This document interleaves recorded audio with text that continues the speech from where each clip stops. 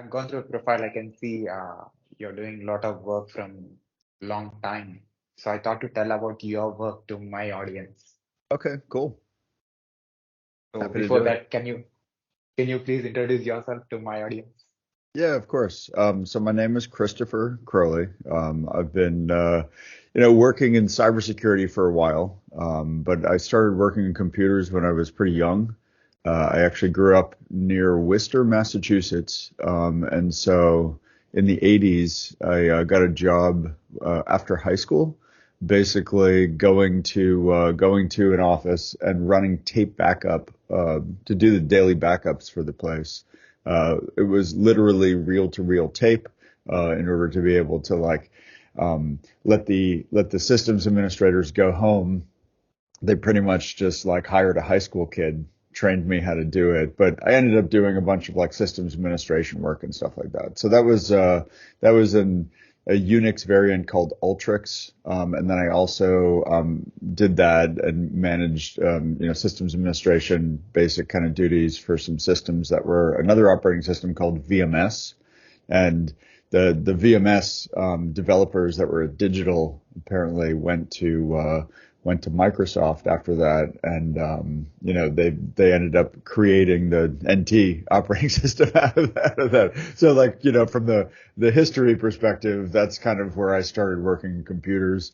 Um, I after that I went to college and did a bunch of other stuff. Started working around 2000 at Tulane University um, for them managing their systems. I lived in New Orleans and worked at Tulane University until 2005 when Hurricane Katrina hit New Orleans. So I went through a major disaster and dealt with all the IT stuff related to that. Because of Hurricane Katrina, I left New Orleans and went up to Washington, D.C.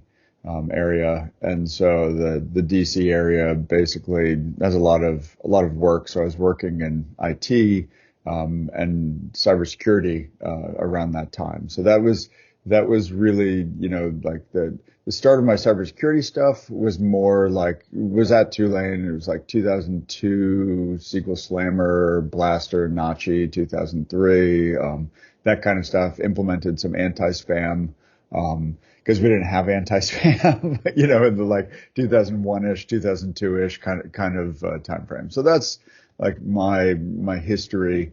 More recently, as I've worked at a bunch of different places, I teach for the SANS Institute. I teach my SOC class, which is my take on how to design, build, operate, and run your security operations capability.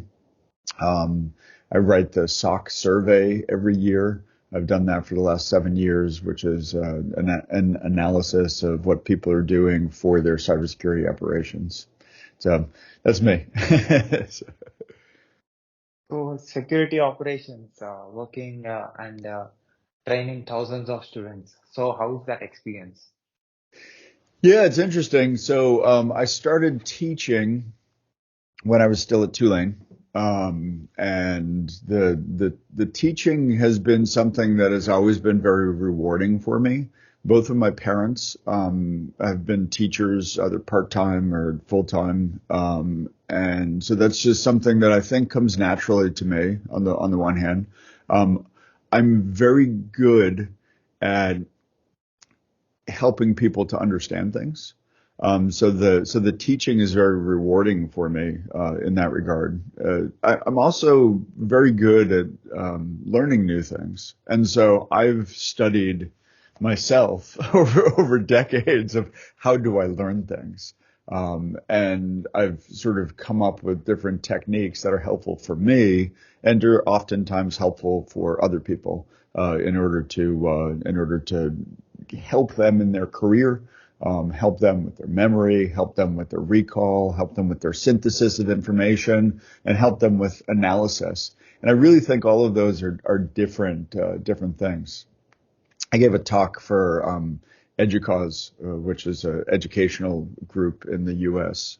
Several years ago. It was around the COVID timeframe, and I was supposed to go do it in person, and they canceled the conference, of course, because of COVID. But I did it, and so I did a recording of it, and I talked about training because it was an educational conference and I talked about training in the cybersecurity space.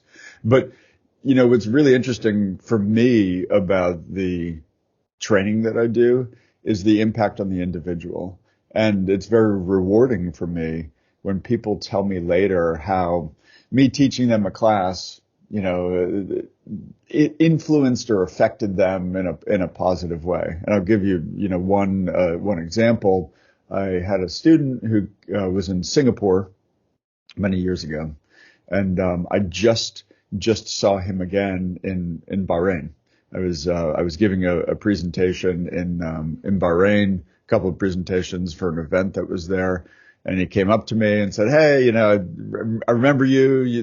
This is where we met, and so on."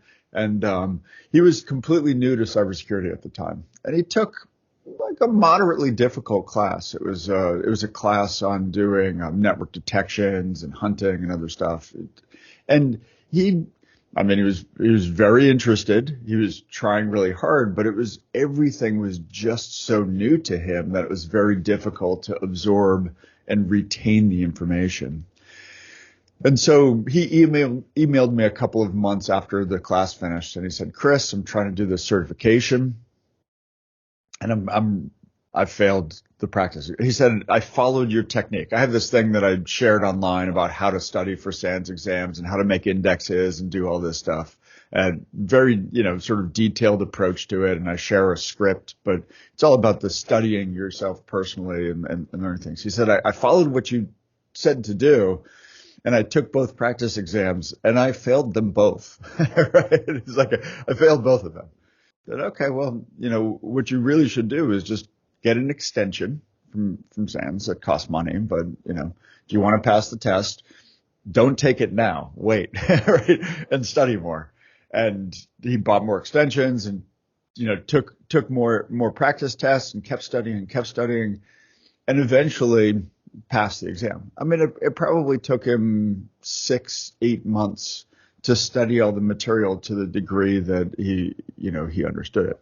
And this was years ago. This was 5-6 years ago. And I just ran into him and this is what he does as a profession now. And so that transition from somebody who is like new and feeling uncomfortable and feeling kind of out of place into someone who's now a professional doing that work is really nice to hear about for me. So, before digging more about you and the work that you're doing and the work that you have done, I just want to quickly tell about my sponsor for this episode. Yeah, of course.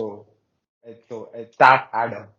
Sales and customer-facing teams often switch between several communication tools, causing time management and visibility issues that can slow down deal velocity.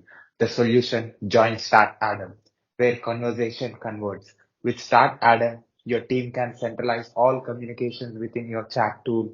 No more switching, waiting, or fragmented chats. Because chat messaging is where business gets done. Sales teams can stay in Slack or Microsoft Teams and connect with customers, leads, or candidates on their existing chat tool, building better relationships through constant communication in inbound or outbound messaging. Make it encrypted and compliant. Plus, bring all communications in your CRM or ticketing system. No data entry required. Join Start Adam to enhance customer relationships and close deals at hyper speed with unified chat. Thank you again, Christopher, for your presence. Yeah, great. Yeah, I really like the use of chat and chat automations.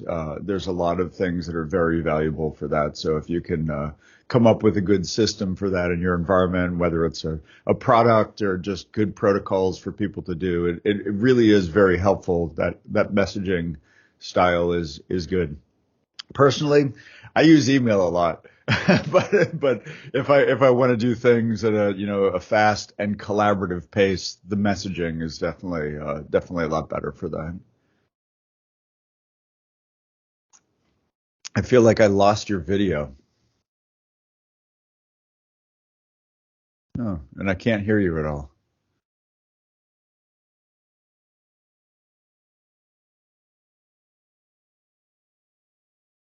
Yeah, we got connected. Okay. Okay. Yeah, Now you was now I telling, hear you. yeah, you was telling about you use uh, the communication system. Oh yeah, no, I was just saying that I think, different communication systems lend themselves to different things, and the chat is really a great collaborative tool. And it's even better if you can sort of do automations inside of it, and whether it's AI powered or, more deterministically programmed to do specific things for you with a chatbot to be able to like extract information and basically do that. I think that that's a great platform for operations teams. So, So as a person who is into security operations, what do you say about this chat tool and where all the systems are integrated yeah, with each so other? I do think that if you have something that's doing a basically a collection of things within a chat, a great example would be security teams tend to not really want to write reports. This is just something that I've noticed. They don't like to refine and polish the report. So a great automation would be that when a couple of people are talking about a specific ticket that they're working, that there's a chatbot that actually extracts out relevant details from the chat and then sends a report to the two or three analysts who are working on it saying, this is the technical report that is a summary of the work that you did. Right? I mean, because we have to do reporting, we have to do collection, we have to do that. But if our natural way of communicating is in chat, then why would we task a person with going back and scraping the information out of the chat that we just had, right? It's like a much more natural flow for us to just be able to do what we need to do in terms of that interaction and then extract the data. And you can write a chatbot that does that. And again, it doesn't even need to be an AI, ML powered, GPT, driven chatbot. You can just write something to do that. And if you're doing operations, truly doing operations in an efficient way, you find things like that. This is how my people want to work, right? Let them work like that, get the things done and not burden them with needless stuff. And, there are specific technologies like a SOAR tool that would help you to accomplish this, like, a chat, platform like Teams or Slack or whatever that helps you to accomplish that. But if you take, either procedures or tasks or technology and layer that on that platform to make your operation smoother, you really can gain a lot of efficiency over time in order to accomplish the things that you're trying to do. And SOCs usually are pretty small. I mean, 10 people, 15 people in a lot of organizations, it's not uncommon. When you start to get to big global organizations, it gets to 50, 100 people, but that's quite honestly rare for a lot of organizations. So finding efficiencies in technology is really important for it. Great. And uh, you worked with thousands of students globally with focus on overall security operations, monitoring capability, mobile pen testing, and overall operational program development. So how Yep. is that? How is it? I stay pretty busy. Right now, um, a lot of the work that I do for consulting is around maturity for existing SOCs. That's really, my current focus. It's not the only thing that comes up, but it's less common for me to be asked to help people to build a SOC from nothing. I just did one of those earlier this year. I'm sorry, last year. It is Happy New Year, right? Today's January 1st. So it was late winter of 23. There was a managed service provider that I worked with that they wanted to add a security service to the IT service offering that they had. So that the class that I teach, I basically did a private run of that class with their team. And the class basically is all of my collected thoughts on how to design, build, and operate the SOC. So when I do it privately with people, what I do is I basically teach my class content, and I have like 45 or 50 different tasks within the class. So what we do is we kind of talk about what they need, what they're going to do, like how they're going to solve this particular challenge that I'm bringing to light.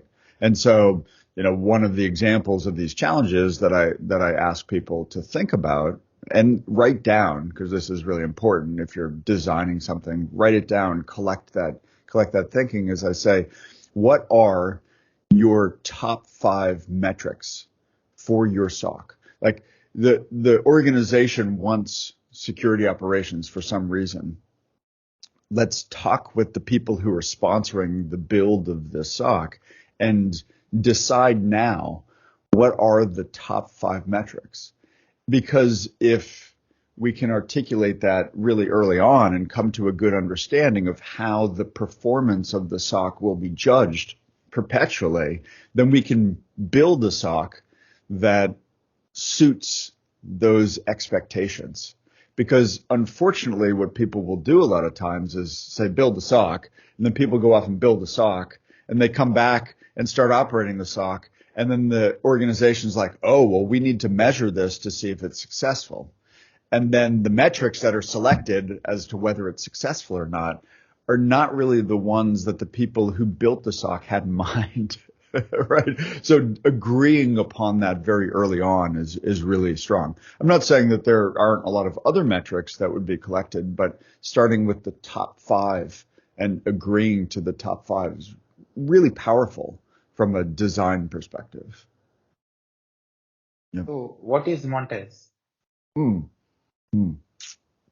Montance is my company. So, I work for myself and I don't have any employees. Montance is basically a company that I created, and people ask me about the name of it, like what does it mean? And so when I think I registered it maybe in 2011, when I was when I decided I need to start this company in order to have the place where I'm going to do the work that I do. I was like, well, I need a company name. And I said, well, like a lot of people, when they create a company name, they're going to, come up with like security, crows or whatever. My last name is Crowley, right? So it's like I use crows a lot in the imagery of whatever. So they come up with something, and it's usually like the topic that they work in, and then some other like emblematic representation of why it's meaningful to their potential customers. Well, I didn't approach that way for Montance. What I did was I thought, you know what? I need something that's completely unique. I need something that doesn't have any intellectual property encumbrance already. So I looked for a word. I created a word, but the creation was like it needs to be in a space where there's nothing that exists already.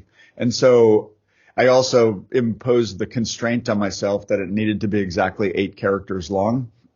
And the exactly 8 characters long was because that is the maximum length for a Unix user account in like old Unix systems. So for me, it has a couple of different layers of meaning. But the most important thing was that it had no meaning in a pre-existing way. And if you look it up in English and French and Spanish, any of the Romance languages, that word, the entire word, doesn't exist. Mont, M-O-N-T, in French is mountain, but that has nothing to do with it. It's not like it's the mountain named A-N-C-E.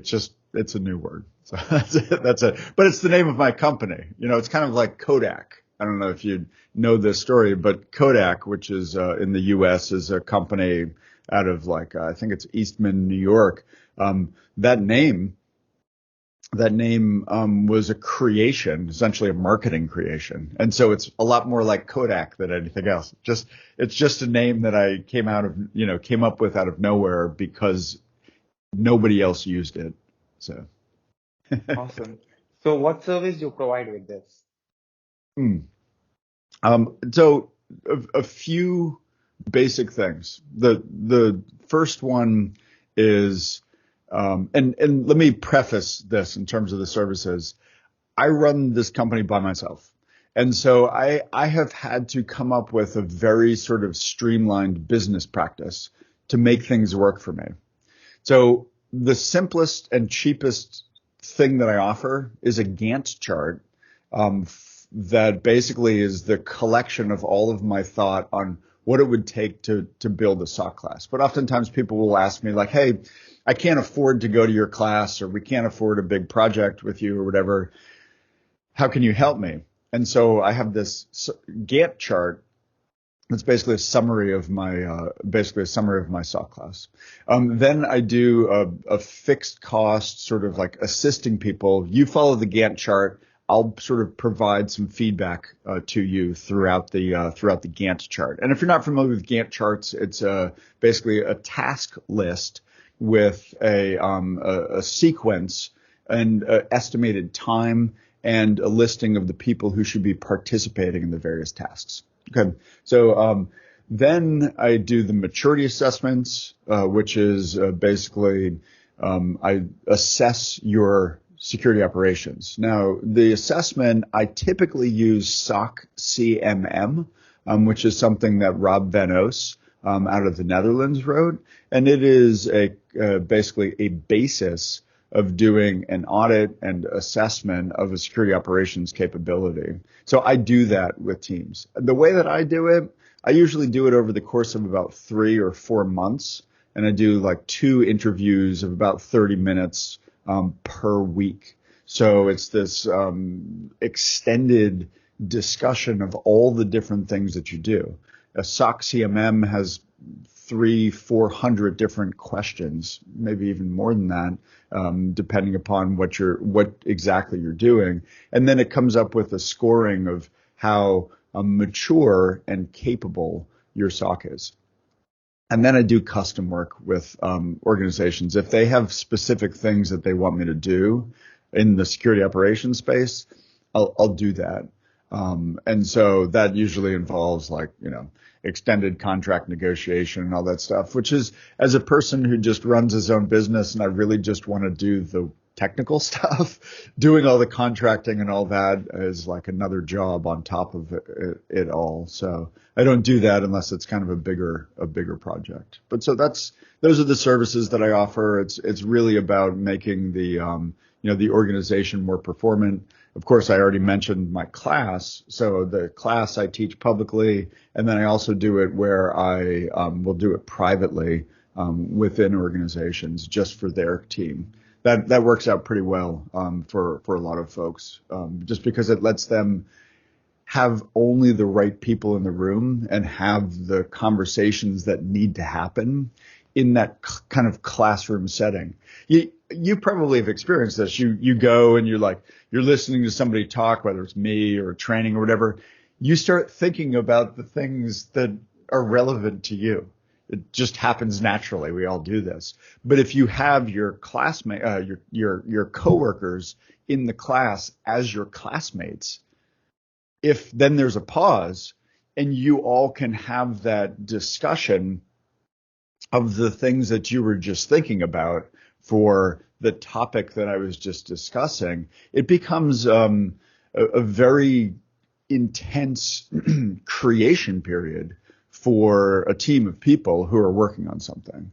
So the class becomes sort of like an incubator for the creation of the SOC or for the maturity of the SOC. I actually, during COVID, when I was home, so in 21, there was a Middle Eastern group that had just won a major contract, and they had a small SOC, but they needed to take this team of like 4 people and turn it into 30 people in a hurry, right? I mean, it's like they literally needed to just hire as many people as they could very quickly in order to fulfill this massive contract that they just got. And so the owner of that company contacted me, and I taught my class to them. I mean, remotely, of course, but it was like, I can't remember. I was either doing it really late at night or really early in the morning because I do a lot of work with people all around the world. So I have a contract currently where I work with a SOC based in India. And so, I'm meeting with them at like 8 a.m. But these folks in the Middle East, it was, I think I was starting class at 6 a.m. and it would go for like 3 hours every day. But it was great. And then here, just a couple of years later, the owner of the company, Samir, came back to me and said, you should see how successful we are. It's like, this has been amazing. Not only did we do great with that contract, but we've done great with all of these other contracts too. And now we're growing throughout the Middle East and we have all these things going on. So it's like, that's the service stuff that I do to help people to enhance their capabilities. So you have done everything. You have studied technology in your career, and you have taught thousands of people what is technology and how to think about technology, how to use the technology. And now, through your business, you are helping organizations to build their teams and helping them internally to how to manage their teams in order to get the great output. So being in all types of things related to technology. You worked in technology, how things work, you know how security operations will work, and you Mm-hmm. also tell how security things should be used for different applications and helping Yeah. organizations. So in total, technology services, understanding about IT industry, technology industry, how is that?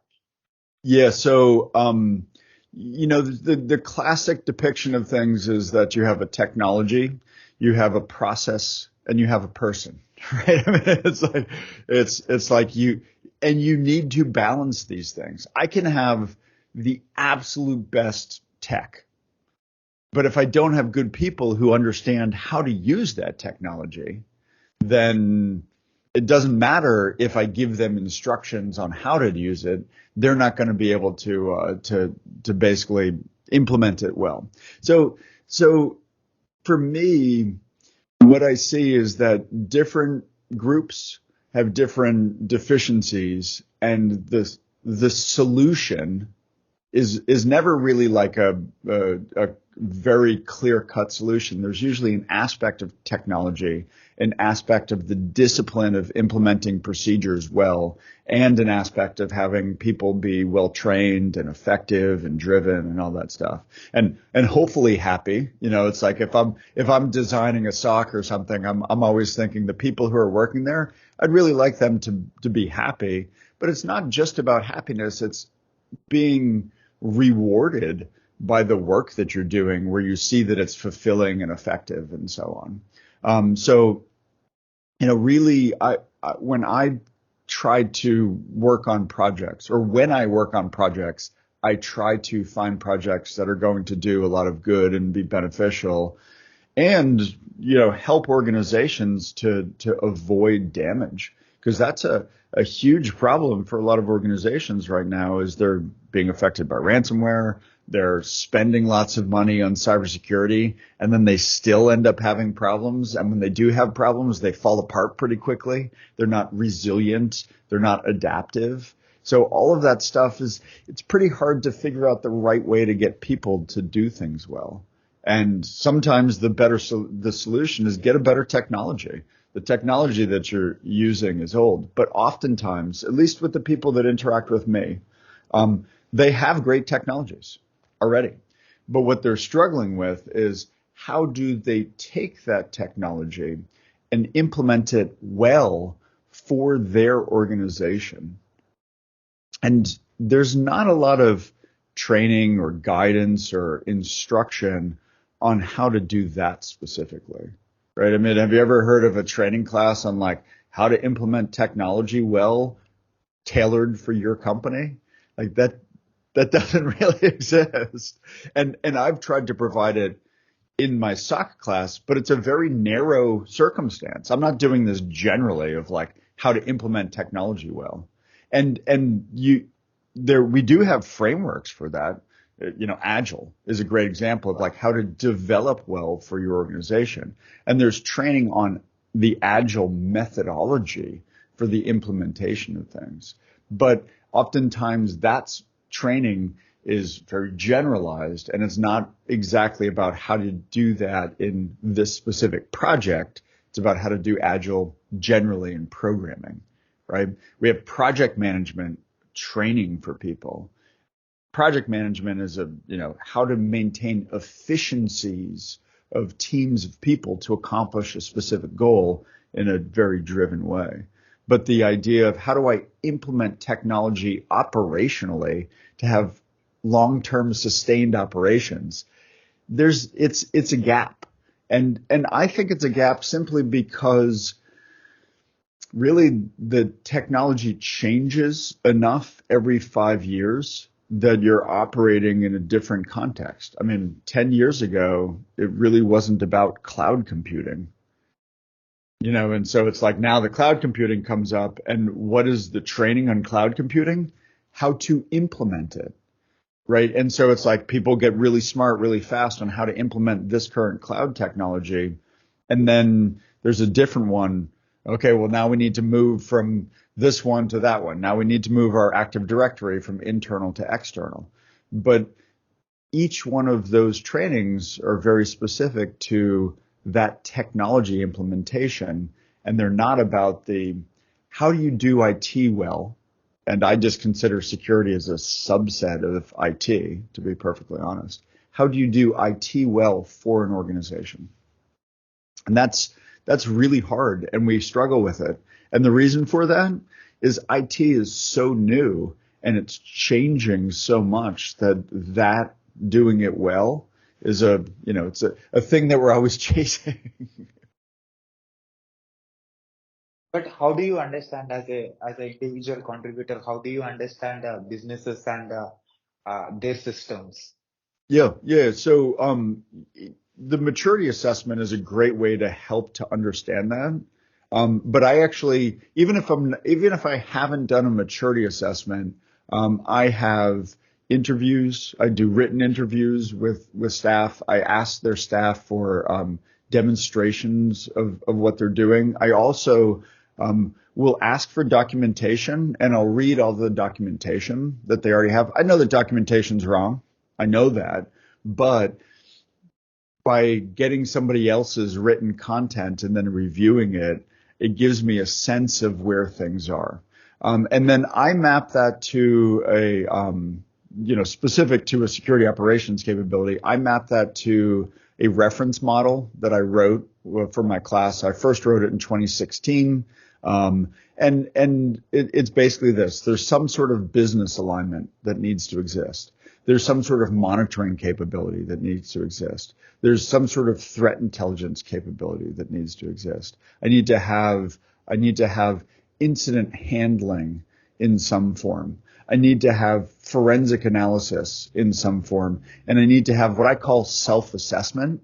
And the self-assessment is a combination of vulnerability management, baseline creation, pen testing, the ability to do, this sort of like picture of what does the IT internal topography look like and share that with security, right?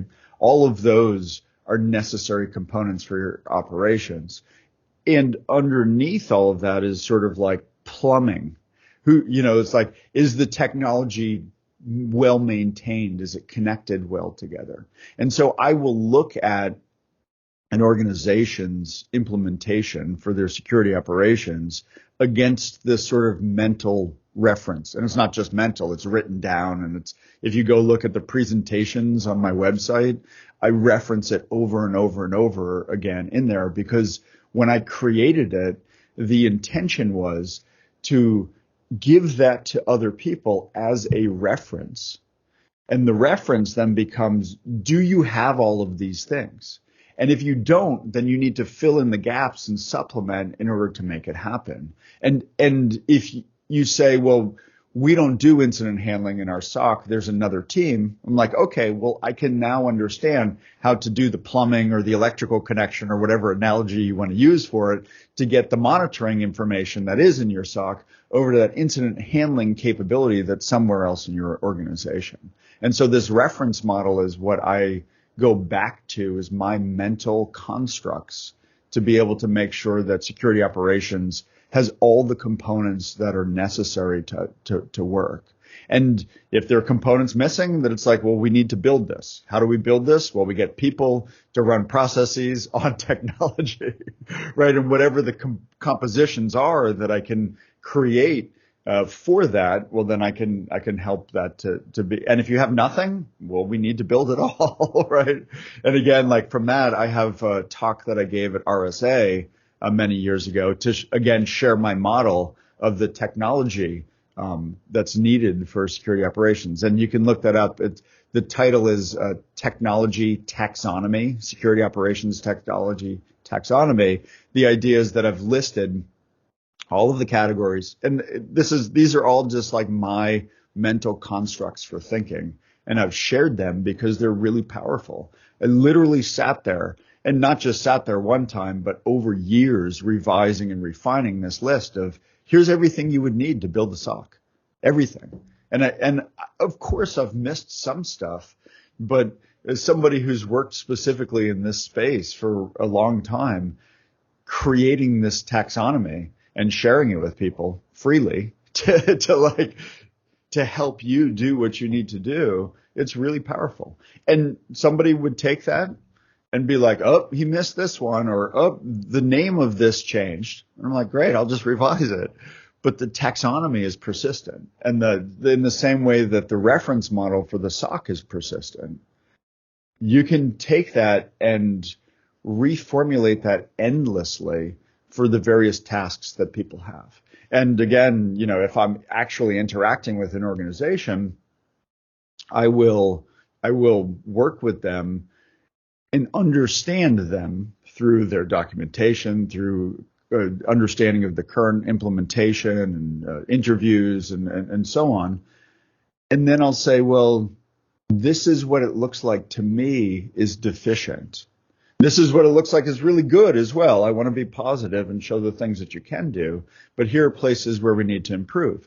And I know that you don't want to hire a lot more people, and oftentimes that's actually not the optimal solution, but this is how I would suggest that you kind of reformulate things in order to make it better. And again, one specific example of that for a customer that I'm working with right now is they have vulnerability management. Their vulnerability management has been around for a while. I'm helping them to move their vulnerability management into more of a pen test capability. They're enhancing the offering from an existing team by changing procedures and adding a little bit of technology in order to make things better. Right. And it's like that's the right team. And I worked with their manager. And I know this organization fairly well because I've worked with them on and off for a couple of years doing different things. So I have a very good understanding of that.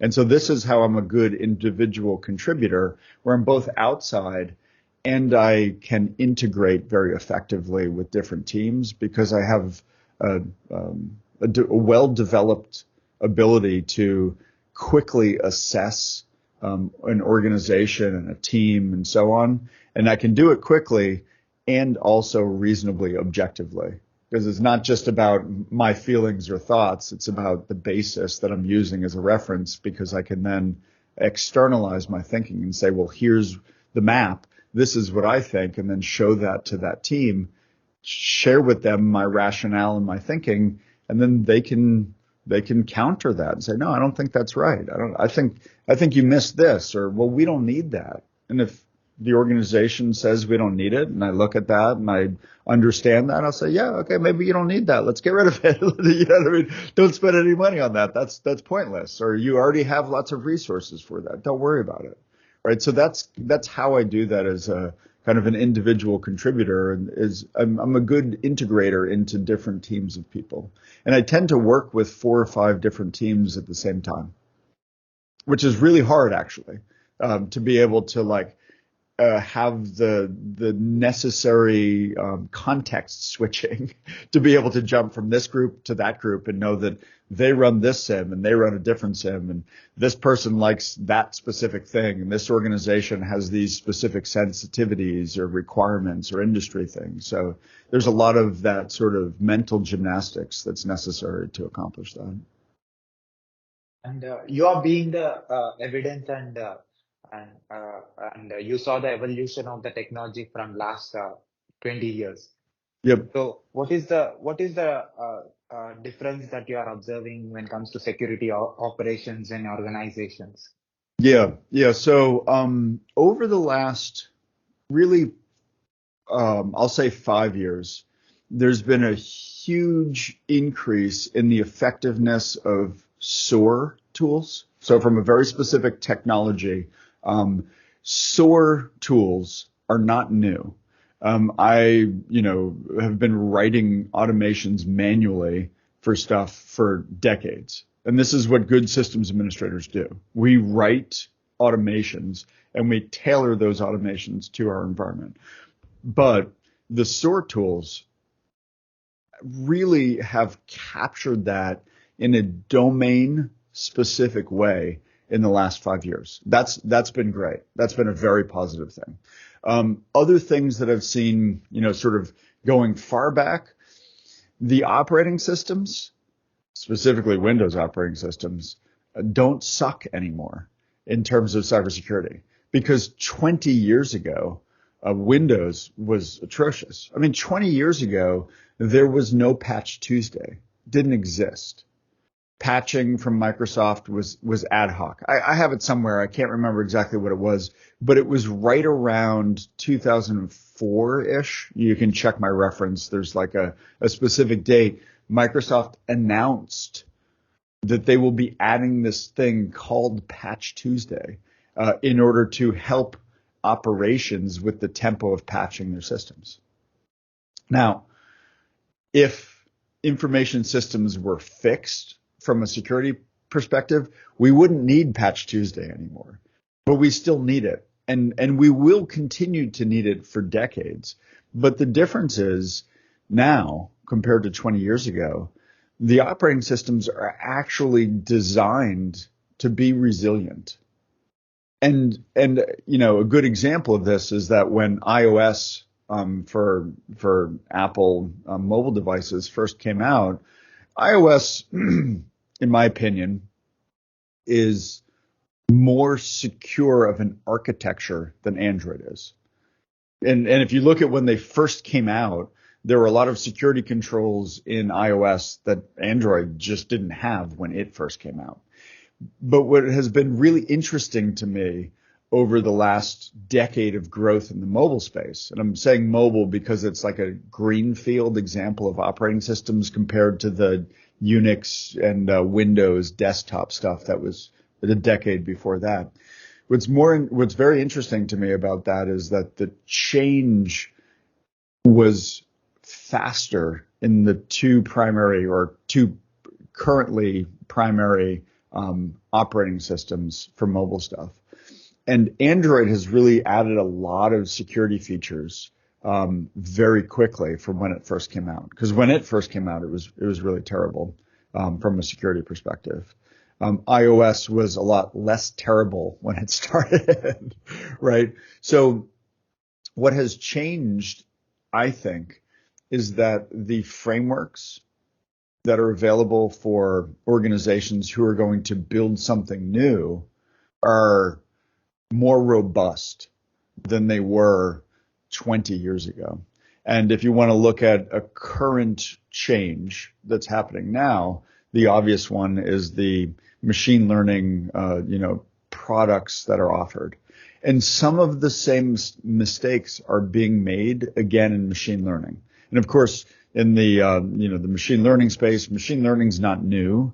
What's new is having enough computation power via the primarily NVIDIA GPUs, having enough computation power to do linear algebra at scale to be able to actually do fitting on models that will come up with models that are actually good at prediction. And this is what's really, really new in the space right now, is that we're moving a lot of work from more static statistical analysis to predictive models that are good enough to do very specific tasks. And that's exciting, really. And we're at the cusp of that. And it became really popular this year, but there was a lot of AI that was in use already. There was a lot of machine learning networks that had been implemented.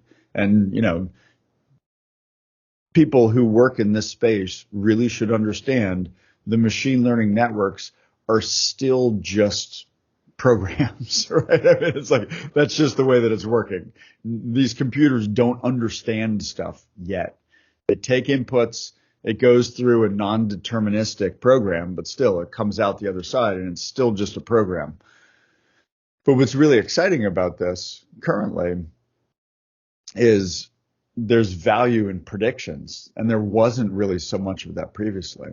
But what I am seeing right now is people rushing to implement this new technology in spaces where it's really not a good match. And I just had a conversation, I do this consulting thing with another group. It's called IANS, where it's like they do this ask an expert thing. And so I have an hour-long conversation with a company, and they bring in their team or whoever they want to ask me questions for an hour. So I do this with IANS, and I had a conversation. It was a CISO for a large company and a whole bunch of security staff. And they were asking about implementing AI ML in a specific context. And I won't say what the specific thing was, but the CISO asked me the question, do you think I'm crazy and I want AI ML to do 4 or 5 different things? And for the 4 or 5 different things, I said, look, only one of those is actually good for ML. Only one of these things on your wish list is actually a good application for a machine learning type context. And let me tell you why the other 4 are not. And basically for everyone, my explanation was, you don't have enough data to train the network to do the things that you want it to do.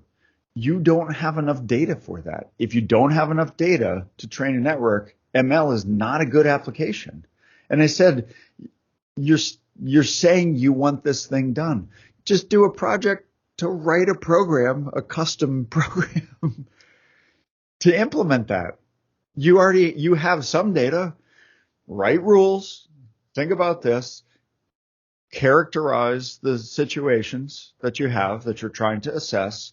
And then if you can't characterize it well, have an analyst go and look at it. That's just, you need to deal with that way. ML is not magic, right? So that's one problem that we're seeing in that space right now is people think, oh, here's a new tool. I can use it to solve all my problems. The other thing that's happening in the ML space, which happens every time there's a new technology, is organizations overshare. So now you have companies with employees that are taking sensitive information to ChatGPT is a good example, but it's not the only one. It's just the most popular one.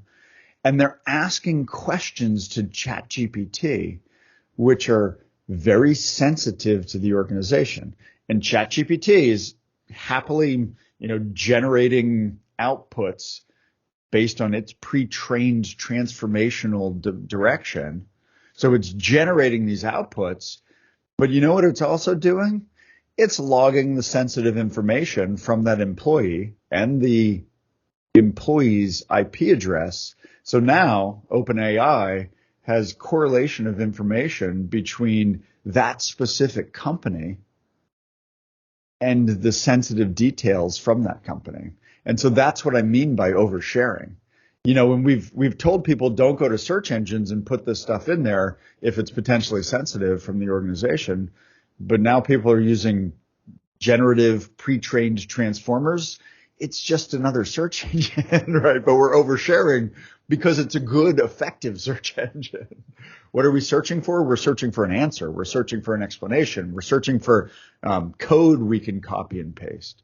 But if you do that, you're sharing information with this organization that might be inappropriate to share. And so that's happening right now. And it will get better.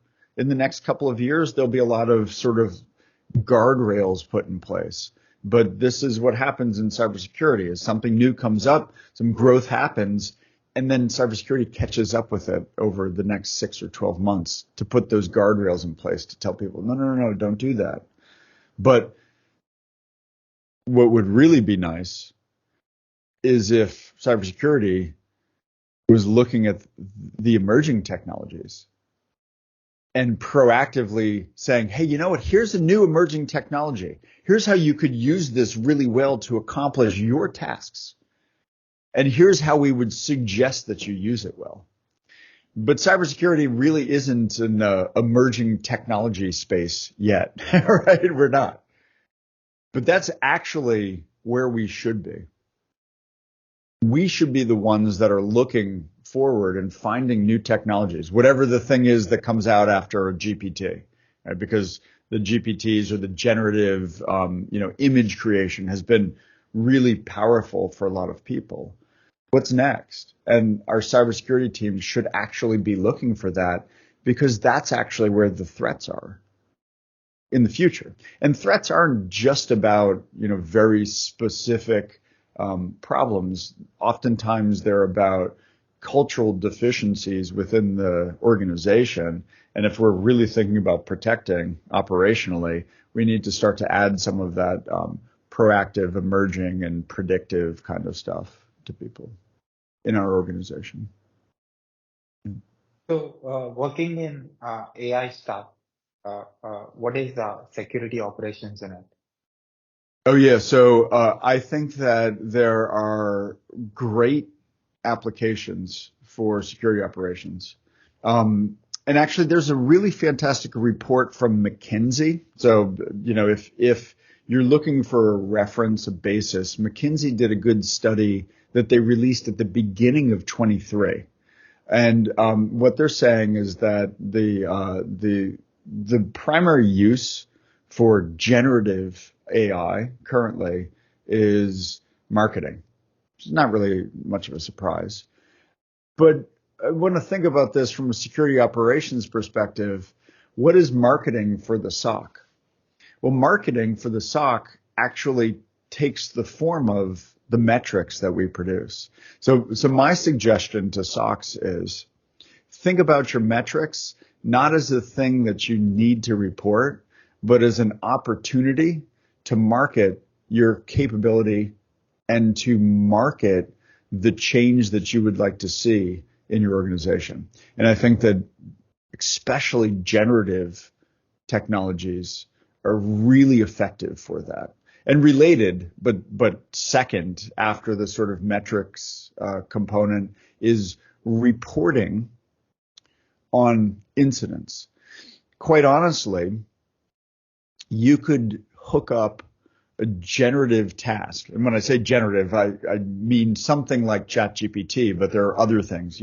Generative in GPT means generative pre-trained transformer, right? It takes some inputs and it generates some outputs that are in the form that you probably want. So you could take your ticketing system and tell a generative transformer, take the tickets that we did last month and write a report for the CISO that explains the work that we've done. Like that would be a great application. You've got all this data that's sitting there that you're not really doing much with. Get the transformer to create a report for you. And again, this is an area in cybersecurity operations where we're already not really interested. So if we have a technology that does it and does it reasonably well, and it's basically embedded into tools that we already have, and we have the data is free, that's a fantastic implementation of it. The other one that is completely separated from the generative stuff, I really think that there are fantastic opportunities for outlier detection using machine learning algorithms. And some of this will come in the form of the vendor product that you buy, that it will already have some sort of an actual ML embedded outlier detective capability. But I do actually think that the technology, the actual hardware, is cheap enough at this point that any security team that exists already should have at least one laptop with at least one good GPU in it. And if you have that and you go and get, Jupyter Lab installed and you install Python and you get the TensorFlow modules or whatever you want to use, scikit-learn or whatever, and you have one person that's sitting there taking examples that have already been released by other people and taking those examples and applying them to your data and doing that over time, I think that there's an opportunity to build at least one hunting-like detection being driven off of machine learning. And if you have more funding or more capable people to implement that at larger scale, you could actually probably start to engineer detections that are driven by machine learning capability. Because again, machine learning is not magic, it's just math. So that's what I think the application is currently. Really good generative stuff and actual low-lying machine learning math-driven detections, either hunting or truly engineered detections. So as an observer, what do you say about these technology companies, Twitter, Facebook, Instagram, or any other social media platforms? Because Elon Musk also was talking about everything app. So what do you think that security measures and operations need to be considered while experts are working on this? As an expert, what is your observation? Yeah, so I think that that's a conversation that I could probably spend an hour just talking about that one thing of like how to use social media platforms well, right? From an organizational perspective. So let me just try to answer that very briefly because I have a lot of thoughts on that. One is part of security operations needs to be what I use the label pen testing for it, but it's actually a sort of a larger context for that. And one of the things that I would want my internal pen testing, which is more of like a security testing kind of capability in my SOC, I want them to consistently do open source intelligence gathering on the organization itself. So part of what that team's responsibility would be to review the entirety of the social media domain and, universe really, right? Review that universe for information about our organization on an ongoing basis. Some of this will be sentiment from threats who are trying to attack us, and they're trying to gather information about what other threats know about us. So this isn't on Twitter necessarily, but there may be some of that on Twitter. But then also, so there's the threat actor, but then there's also the innocent but still problematic insider who's sharing information on social media. But it might be also the insider who's not so innocent, who's disgruntled, who's sharing information on social media. All of those, my security team needs to be aware of that. And that's something that we can use social media for. Another part of that is, of course, social media from my team's perspective.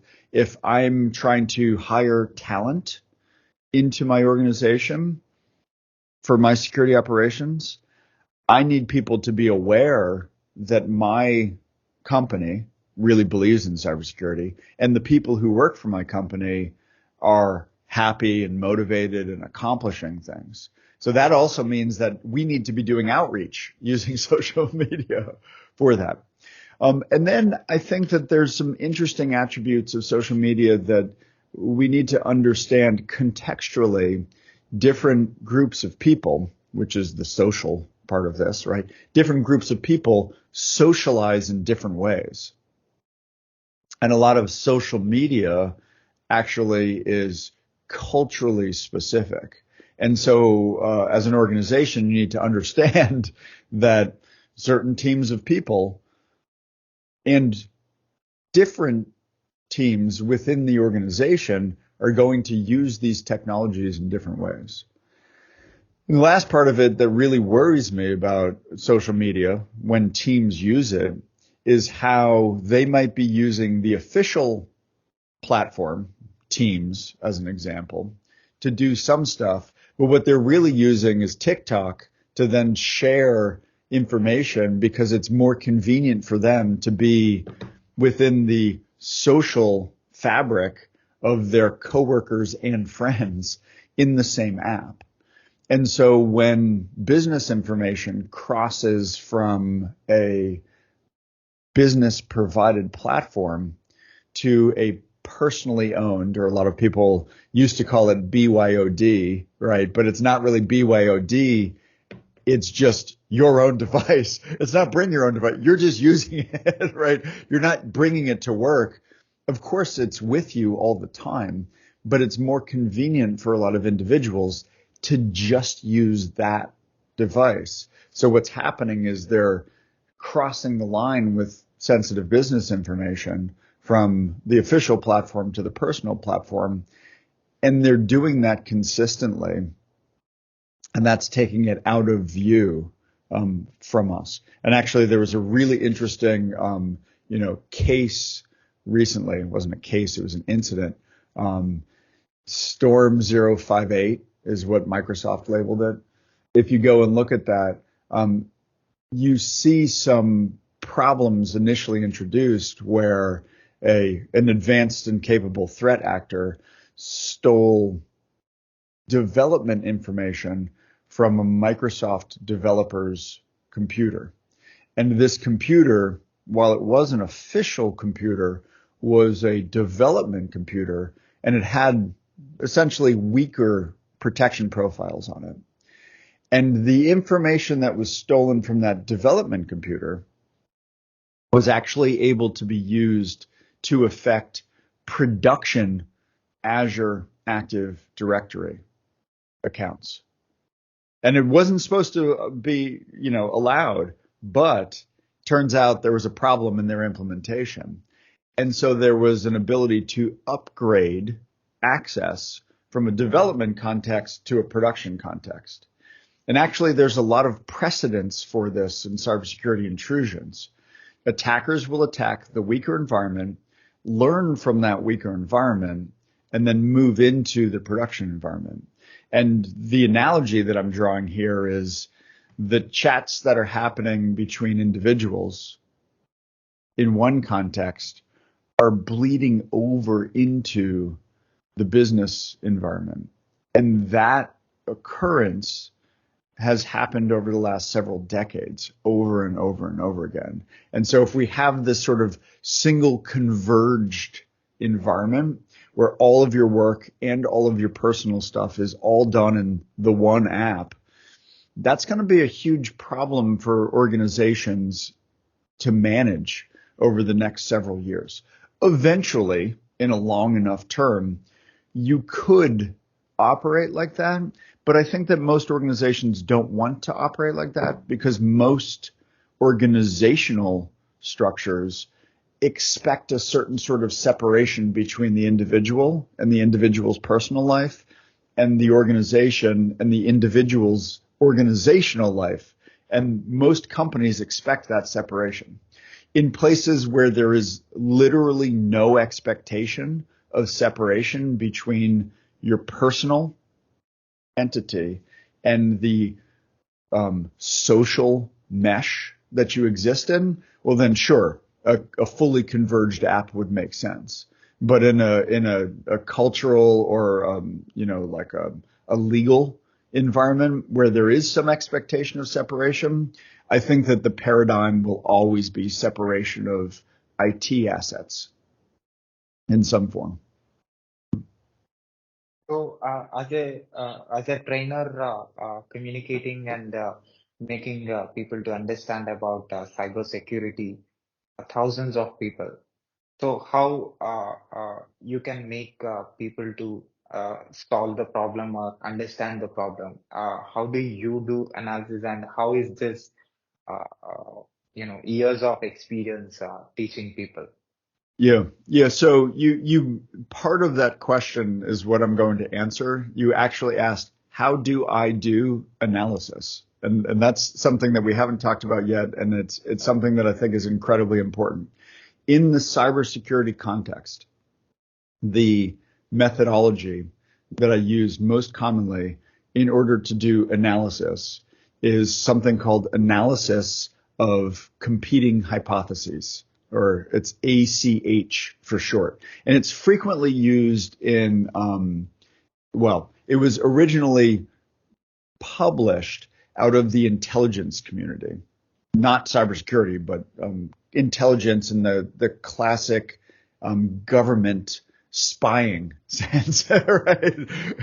That intelligence community. Because now we have all sorts of things. We talk about artificial intelligence, we talk about whatever. I'm talking about intelligence from the governmental intelligence background. So ACH was originally published in a book from the Central Intelligence Agency of the U.S. The book author was Richard J. Hauer, but of course, it wasn't just him, and this is from decades of intelligence work. ACH, quite simply, is you brainstorm a bunch of hypotheses, you list out all the data that you have, and then you actually do an analysis from within that. You can go read the book. It's useful. I'll tell you, it's quite simple. You basically are building a two-dimensional array with data, potential hypotheses, and then scoring each hypothesis based on that specific data element. It's not exactly easy to do, but it's pretty powerful. And so in the cybersecurity practice, I actually encourage people to build out templates for analysis and use those to expedite the analytical practice. Okay? And I train people on this pretty consistently. I show people how to do this with simple examples. But then when I'm working with teams of people, I will frequently build templates to address a specific problem. And I'm going to give you two specific examples of this. The most recent one was I actually was working with a customer, and I was helping that customer's threat intelligence practice. Now, threat intelligence in cybersecurity is usually mostly associated with the idea of attribution. Who just attacked us, right? This is an attribution task. And so I was helping with that, but I was also with that threat intelligence team integrating them into the security operations practice. And so what I was showing was, here are all the data sources. And it was a fairly detailed list of data where it's like, here's all the stuff that you could potentially have. And for you, the universe of potential threat actors doesn't really matter. What really matters is it a more generic threat actor? Is it a targeted threat actor? Or is it a insider? Like, these are your concerns around attribution.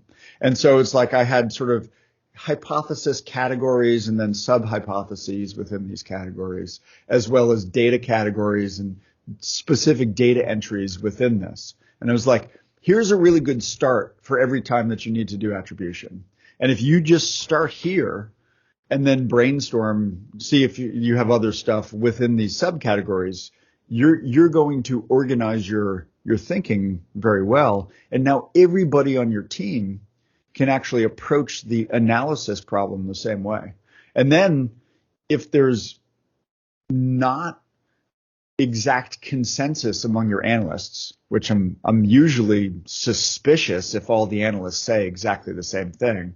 What that means to me usually is that one analyst told the other analysts what to say. Maybe not directly, but just because that analyst is usually the smart person. And so everybody just falls in line. But if I force people to actually externalize their thinking in doing this analytical practice, then now we have a better model, a better explanation, because we don't have just blind consensus. We have independent analysis with a unified analytical practice. And I think that that's really important. And I think that if there's one thing that I could train people on, that's more important than anything else, it's having some basis of performing analysis in this space. And the reason for that is that in cybersecurity, we almost never have full and complete data with clear parameters of accuracy. And I'm literally quoting Richard J. Howard there. That is an exact quote from his book. If we do not have clear parameters of accuracy in our analysis, then how do you know you're right? Well, you don't. You don't know you're right. You can't know you're right. So how do you get better in cybersecurity? Well, you go back to your methodology of analysis. And if you refine this methodology of analysis over time, eventually you can actually take that and say, well, this is why I think I'm accurate. This is why I think I have some degree of precision, because this is the methodology that I followed. Because you can't say I'm right if you don't have all the data and you don't have clear parameters of accuracy. You can't build a system that's a machine for doing the analysis. So that's, I think, really and truly the most important thing to train people on, how to perform analysis well. So at last, how do you define Montance in simple words? It's meaningless. The services that you're providing through it. What are the services that I offer by my company? Because that's my definition of Montance. Yeah. But anyway, so the simple words for the services that I offer, it is effective design, build, and operations of security operations. And I can provide services to make that happen for the design, the build, the operation, and the maturity of a security operations practice. To any scale, it can be large or small or medium, any scale. To any scale, I can do that. I will say that usually the small, it's hard to afford me doing a large project, which is why I did the Gantt chart. The Gantt chart for a small business is pretty much all that like that one person needs. And I actually sell that for $35. I do it on a sliding scale, but the minimum is $35. And it's all of my collected thoughts in one Gantt chart on how to do design, build, and operate. And I did that because I want to help small businesses, but there's only one of me, right? So it's like most small businesses aren't going to be able to afford me to do a custom project with them. Great. As a cybersecurity expert, as a founder, as a trainer, what is your observation about my global work? So I'm not super familiar with it. When you contacted me, I went and looked and saw a bunch of different things, and it looks like what you're trying to do is find experts in lots of different domains and just talk to them and collect information from them about how they're doing their work. And so I think that it's useful. I think it's positive that you have a sponsor. Helps you to have your, your practice, and it helps you to basically, expand your understanding and horizon. And I think that that's great. And I, wish you the best with continuing to do that and growing this to whatever magnitude you want to and are able to grow it to. So maybe one day, I'll say, that guy that everybody sees on television. I did an interview with him decades ago. Definitely, your words will definitely become true. I actually did masters in software engineering, also bachelors in computer science and engineering. Right Yeah, now, I'm doing some DevOps engineering projects for a UK company and now for a cool. US company remotely. So apart from that is my full-time job. Apart from Yeah. that, I'm trying to understand how technology services and technology products in different parts of the world. More than 100 countries experts I have interviewed for my channel who are working in different organizations. They can be founders, CEOs, CFOs, uh, uh, uh, CROs, like all kind of stuff. People who are working on business side of the technology, also people who are working on engineering and development of software. So I'm Yeah. trying to understand the engineering and the development of the systems and also trying to understand how business works in the world. So how this whole thing is contributing to humanity and Mm. how this. I try to interview also people who are working in space technology in NASA, Yeah. try to understand what kind of technology they are using in order to make things happen. So as an expert, as a person who is into technology from long time, as a trainer, as a person who teach people how things work, how to solve problems. Uh, what what is your observation? How this project is going to add value to my career or my future? Yeah. So I think that technology is an amazing enabler for people, but people who build technology deploy that technology into circumstances under time pressure and economic pressure.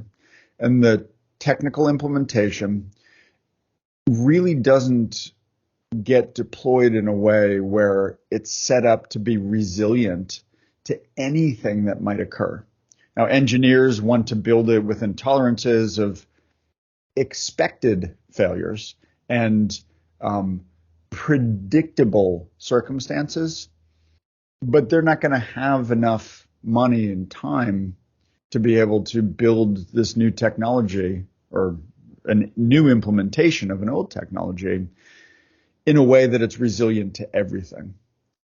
And cybersecurity is the operational practice that is responsible for adapting and responding to unanticipated circumstances. That's how it's going to help, is to help to avoid disaster and make it merely an incident. It's a great observation. So can I put this video on my YouTube channel with your permission? Yeah, of course. Yep, that's fine. Are you going to edit it or just leave it as it is? I mean, I don't care either way. I'm just curious. Are you just going to Yeah, do the I'll whole put thing? as it is. Oh, yeah, great. Yeah. And also, can I put this audio and video clip on my podcast website, internet, social media, everywhere with your permission? Sure. Yep. Works for me. Yeah, and I'll put your web link on the screen and also in the description, also in my website as well. People who finds a video anywhere in the internet can able to see the service that you're providing, Yep. Yep. can see Yep. the Sure. problems that you're solving. Yep. Great. Thank you again, Christopher, for your Yeah. valuable time Thanks. and sharing your experiences. Yeah. Actually, I have a question. Do you have a way where you can share the video with me? Because I might want to like lift a little, like a short segment out and share it on my YouTube channel. Can you do that? Definitely, Yeah. you can get it in the chat in the Teams Okay. chat. You Okay. can get it. Yeah, yeah, Yeah, great. I'll just take it from there, and then what I'll probably do is I'll just like edit out a small little piece and share it, and then link back to your stuff for the larger sure, interview. sure. Thank you Yeah. again for your Oh time. yeah. Yeah, Yeah. Happy to. It was a good conversation. yeah. Thanks for contacting me. Thank you, sir. Again, keep going. Yeah. Yeah. Bye bye. Bye. Let's start, Adam. Sales and customer-facing teams often switch between several communication tools, causing time management and visibility issues that can slow down deal velocity. The solution, Joint Start Add-on, where conversation converts. With Start Add-on, your team can centralize all communications within your chat tool. No more switching, waiting, or fragmented chats. Because chat messaging is where business gets done. Sales teams can stay in Slack or Microsoft Teams and connect with customers, leads, or candidates on their existing chat tool, building better relationships through constant communication in inbound or outbound messaging. Make it encrypted and compliant. Plus, bring all communications in your CRM or ticketing system. No data entry required. Join Start add-on to enhance customer relationships and close deals at hyper speed with unified chat.